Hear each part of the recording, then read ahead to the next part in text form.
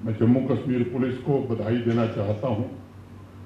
नए कानूनों के तहत पहली एफआईआर आज ही जम्मू कश्मीर पुलिस ने दर्ज कर ली है।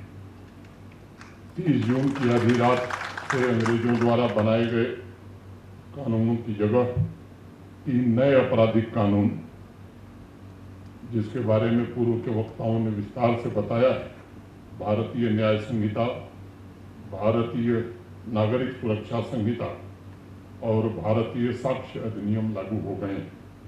उन तीनों कॉलोनियल कानूनों से देश को मुक्ति दिलाकर मैं समझता हूं कि प्रधानमंत्री जी ने संविधान के अमृत वर्ष में संविधान के मूल तत्वों, व्यक्ति की स्वतंत्रता, मानव अधिकार, सबके साथ समान व्यवहार, न्याय और लोकतांत्रिक मूल्यों के आधार पर बनाए गए कानूनों को आज भारत लागू कर रहा है।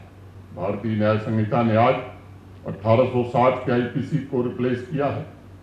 इसका फोकस, जैसा स्वाइन साहब ने बताया, रिस्टोरेटिव जस्टिस और विक्टिम के अधिकारों पर केंद्रित है। यह कानून केवल दंड पर फोकस न करके पुनर्वास और समाज में पुनः एकीकरण पर ध्यान केंद्रित करता है।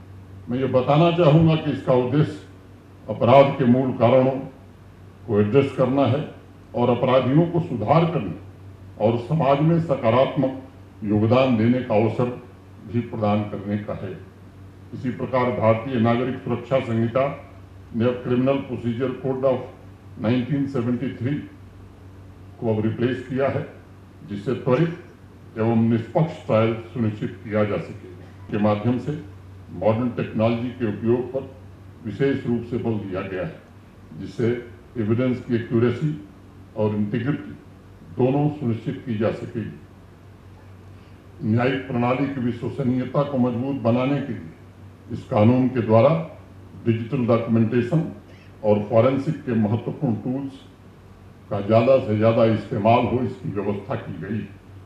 मैं समझता हूँ यह आतंकवाद के खिलाफ जीरो टॉलरेंस के संकल्प को और मजबूती प्रदान करेगा और उसके समूल सफाई के अभियान को नई गति प्रदान करेगा। संगठित अपराध की भी व्याख्या मेरे पहले बताई गई है। भारतीय न्याय संहिता में राजद्रोह यानी सेडिशन को समाप्त कर दिया गया। इसके स्थान पर देशद्रोह को शामिल किया गया। भारत की संप्रभुता, एकता और अखंडता को खतरे में डालने वाले कृत्यों को इस श्रेणी में रखा गया है। जो भी व्यक्ति अलगाववाद, सशस्त्र विद्रोह, विध्वंसक गतिविधियों, अलगाववादी गतिविधियों की भावनाओं को प्रोत्साहित करता है, उसके लिए इलेक्ट्रॉनिक संचार या वित्तीय साधनों का सहारा लेता है, वह देशद्रोह का अपराध माना जाएगा।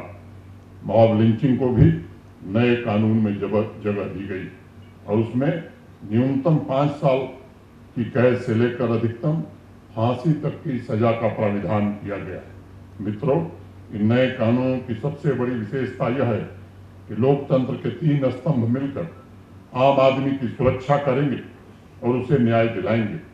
माननीय गृहमंत्री अमित शाह जी का एक स्टेटमेंट एंड आई कोट, न्याय को मजबूत प्रशासन देने के लिए संविधान निर्माताओं ने न्यायपालिका, कार्यपालिका और विधायिका के बीच काम का बंटवारा किया है।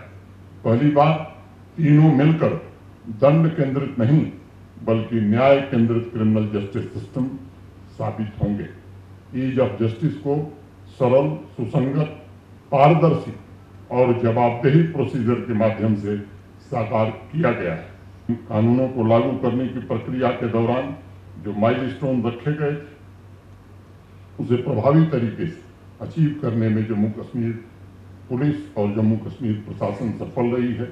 अब सभी स्टेक होल्डर्स की सामूहिक जिम्मेदारी लोगों की आस्था के अनुरूप निष्पक्ष, पारदर्शी और उचित न्याय प्रणाली के लिए स्वयं को हम समर्पित करें।